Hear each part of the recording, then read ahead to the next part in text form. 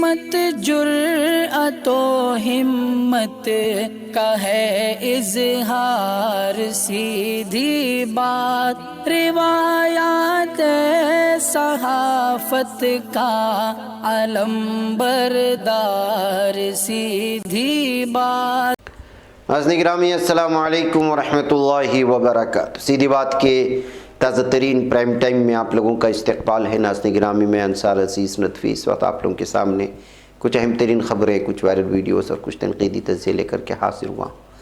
ناظرین گرامی میں آپ کو بتاؤں گا کہ کس طرح تجاوزات کے نام پر غریب مسلمانوں کی دہائیوں پرانے گھر توڑے جا رہے ہیں۔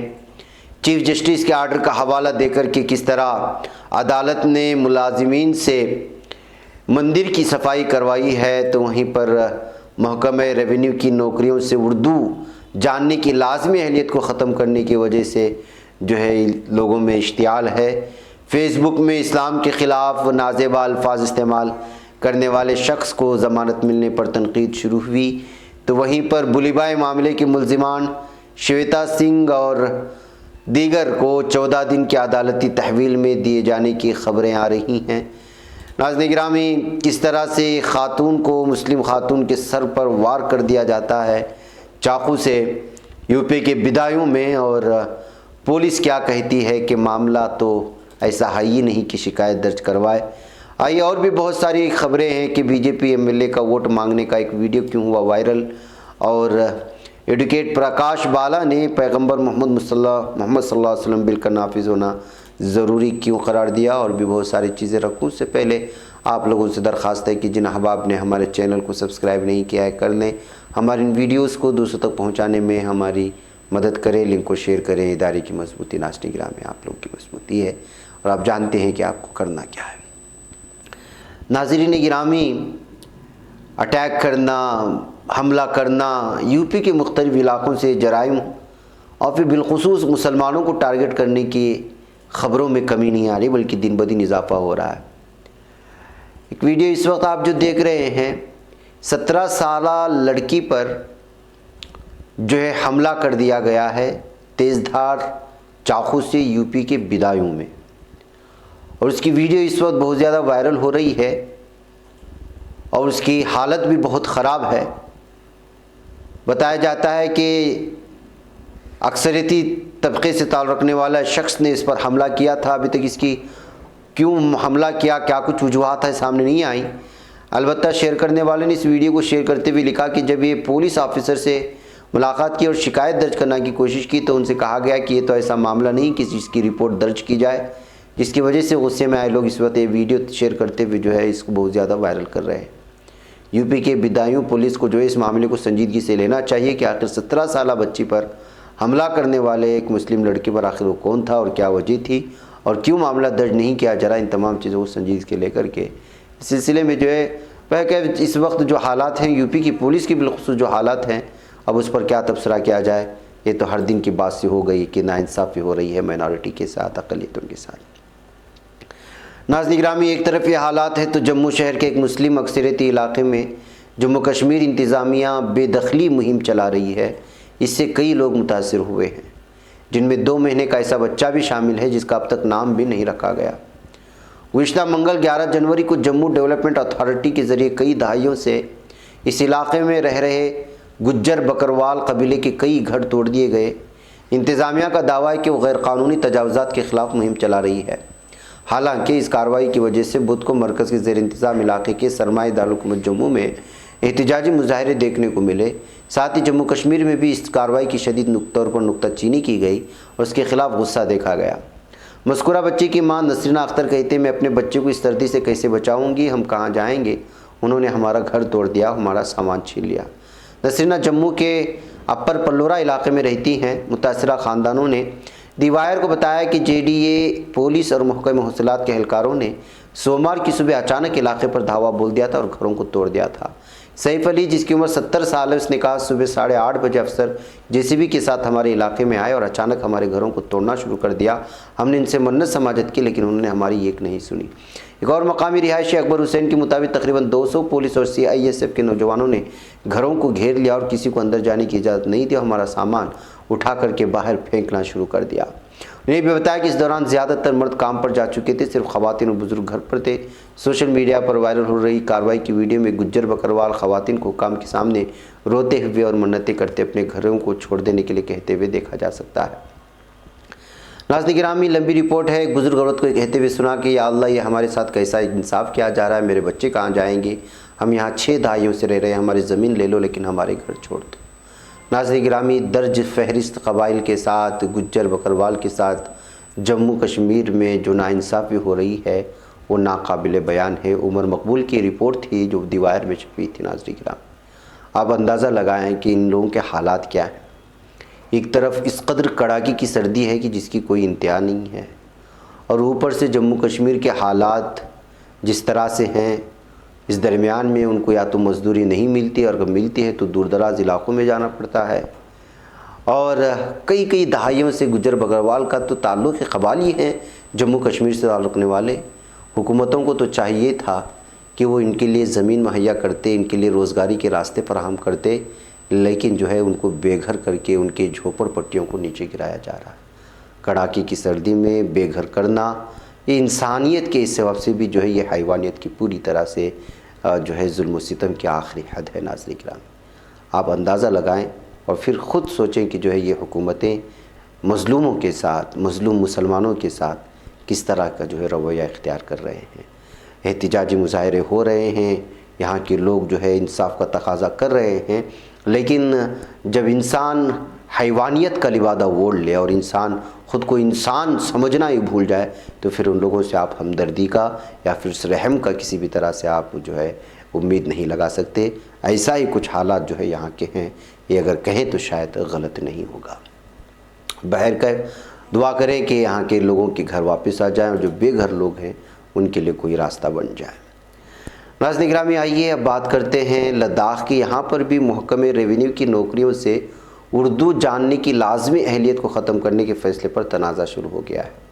जी हाँ, यूनियन टेरेटरी लद्दाख में भारतीय जनता पार्टी की क़यादत वाली इंतज़ामिया ने महकमे रेवेन्यू की सरकारी नौकरी में तकर्रुरी के ज़ाब्ते में एक तरमीम की, जिससे तनाज़ा खड़ा हुआ। वाज़ेह कि लेफ्टिनेंट गवर्नर R.K. माथुर ने एक अहम तरमीम के ज़रिए लद्दाख के महकमे रेवेन्यू में मुलाजिमत हासिल करने के लिए उर्दू जानने की अहलियत को हटा दिया, जिससे लद्दाख के कई लोगों के जहन में डर पैदा हो गया है कि उनकी सकाफ़ती तारीख़ को नुकसान पहुँचाया जा रहा है। नाज़रीन गिरामी, काबिल ज़िक्र बात यह है कि 7 जनवरी को जारी करदा एक नोटिफिकेशन में लेफ्टिनेंट गवर्नर माथुर ने Ladakh revenue service recruitment rules 2021 में तरमीम कर दी, जिसके ज़रिए महकमे रेवेन्यू में नायब तहसीलदार और पटवारी की नौकरी हासिल करने के लिए उर्दू जानने की अहलियत को ख़त्म कर दिया। पहले ज़ाब्ता था कि पटवारी और नायब तहसीलदार की नौकरी के लिए उर्दू के इल्म के साथ ग्रेजुएट होना ज़रूरी था, जो अब सिर्फ ग्रेजुएशन कर दिया गया है। इससे कबल गुज़श्ता साल 8 सितंबर को लद्दाख के रेवेन्यू, पुलिस और मेडिकल व हेल्थ एजुकेशन के महकमे में तकर्रुर से मुतल्लिक़ क़वानीन को नोटिफाई किया गया था, जिसको बड़े पैमाने पर मुखालिफत की वजह से 3 माह बाद तब्दील करना पड़ा था।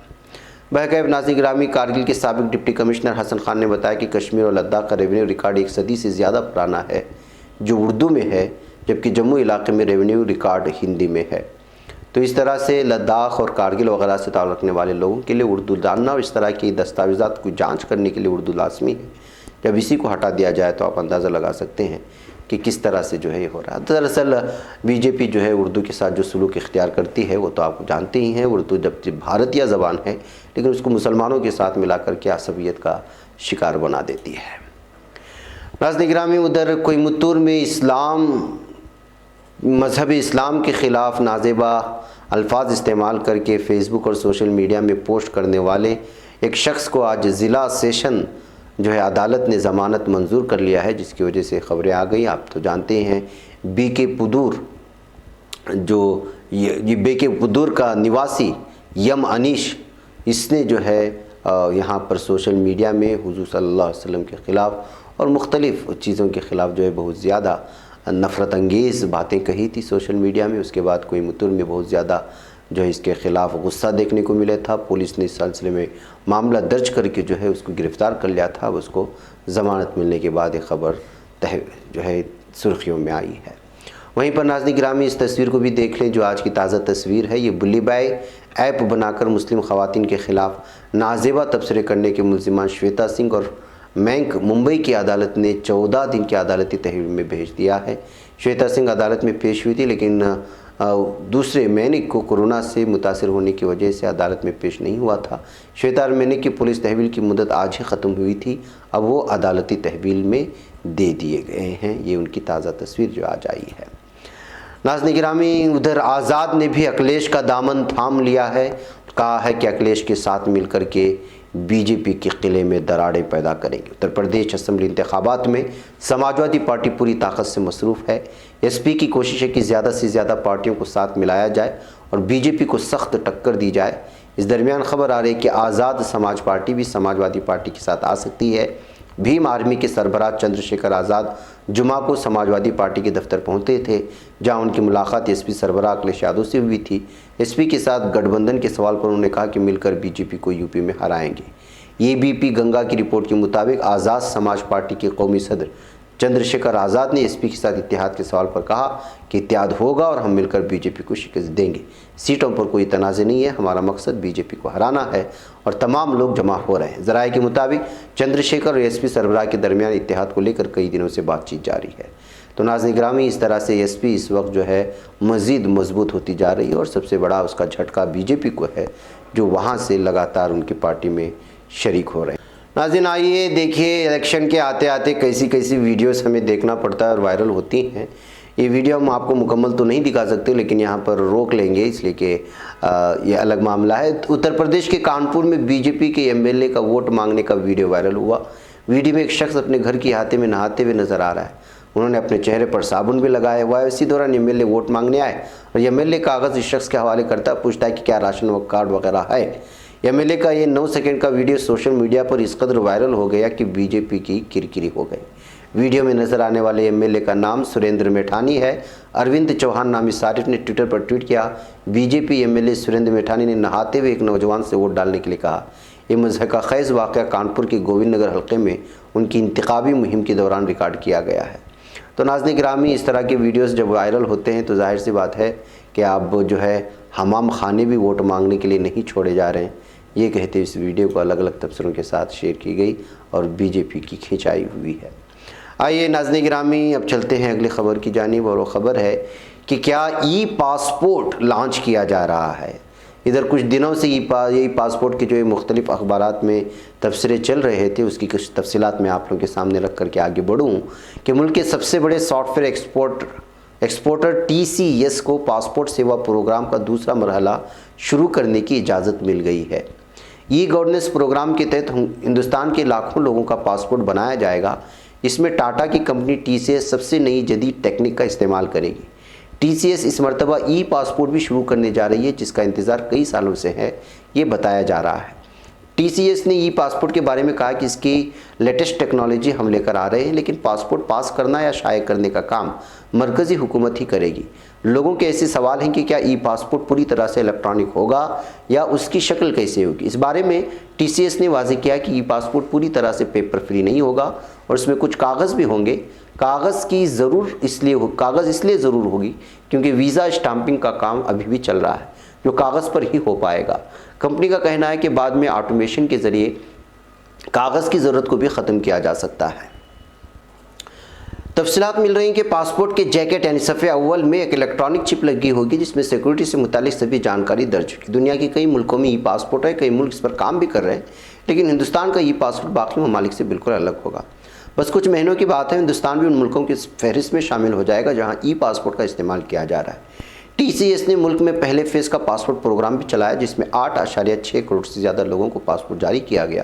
مستقبل میں ہندوستان کے لوگ دنیا کے الگ الگ حصے میں سفر کریں گے اور اس سے پاسپورٹ بنانے کا کام اور تیز ہوگا، یہ کہتے ہوئے جو ہے اس کی تفصیلات فراہم کرنے کی کوشش ہوئی ہے۔ باقاعدہ ناظرین گرامی یہ کچھ اہم ترین خبریں تھیں جو آپ لوگوں کے سامنے رکھ دی۔ مجھے اجازت دیں۔ السلام علیکم ورحمۃ اللہ وبرکاتہ۔